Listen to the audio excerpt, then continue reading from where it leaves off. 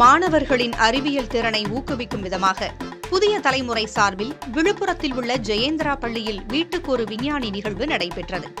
இந்த நிகழ்வை ஜெயேந்திரா பள்ளியின் செயலாளர் ஜனார்த்தனன் தொடக்கி வைத்தார். நிகழ்வில் சோலார் மூலம் உழவு செய்து விதை விதைக்கும் இயந்திரம், மக்காத குப்பையை மின்சார சக்தியாக மாற்றும் மாணவர்களின் கண்டுபிடிப்புகள் அனைவரையும் ஈர்த்தன. அரசு மற்றும் தனியார் என 40 பள்ளிகளைச் சேர்ந்த 600க்கும் மேற்பட்ட மாணவர்கள் இந்த நிகழ்வில் பங்கேற்றனர். ஏரி நீரை பொன்னாங்கண்ணி கீரை மூலம் சுத்தம் செய்யும் தானியங்கி இயந்திரம், எரியூட்டப்படும் மக்காத குப்பையின் வெப்பத்திலிருந்து மின்சாரம் தயாரித்தல் உள்ளிட்ட 300க்கும் மேற்பட்ட கண்டுபிடிப்புகள் நிகழ்வில் காட்சிப்படுத்தப்பட்டன. மாணவர்களின் இத்தகைய கண்டுபிடிப்புகள் காண்போரை கவர்ந்தன. 40க்கும் மேற்பட்ட பள்ளிகள்லேருந்து அரசு பள்ளி, அரசு உதவி பெறும் பள்ளி, தனியார் பள்ளின்னு சொல்லிட்டு ஒரு 300க்கும் மேற்பட்ட ப்ராஜெக்ட்ஸ் இங்கே பண்ணியிருக்காங்க. அந்த வயசில் மாணவர்களுக்கு ரொம்ப ஒரு ஊக்கமளிக்கிற ஒரு காம்படிஷனாக இருக்குது. கண்டிப்பாக இது மென்மேலும் இந்த சயின்ஸ் எக்ஸிபிஷன்ன்றது இன்னும் நடந்து மாணவர்களுக்குள்ளே இருக்க இன்னர் டேலண்ட்ஸ் புதிய தலைமுறை வெளியே கொண்டு வருவாங்கன்னு சொல்லிட்டு நம்புகிறோம்.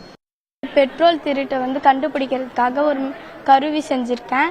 அந்த கருவி மூலமாக இப்போ வேலைக்கு போகிறவங்க, அவங்களுக்கு ஃபுட் டெலிவரி, அவங்களுக்கு டெய்லியும் பெட்ரோல் போடுவாங்க. அவங்க 1 லிட்டர் கேட்டால் அரை லிட்டர் தேடிக்கிட்டு 1 லிட்டர் கொடுக்கறது நாங்கள் கண்டுபிடிக்கிற மாதிரி ஒரு மிஷின் செஞ்சுருக்கோம்.